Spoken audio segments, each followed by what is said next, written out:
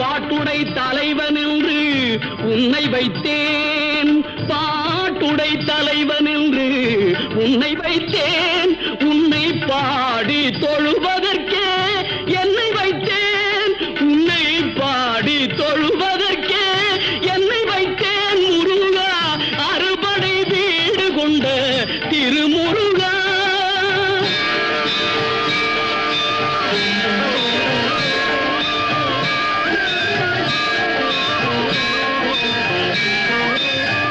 வேண்டிய மாம்பழத்தை கணபதிக்கு அந்த வெள்ளி பனித்தலையர் கொடுத்ததற்கு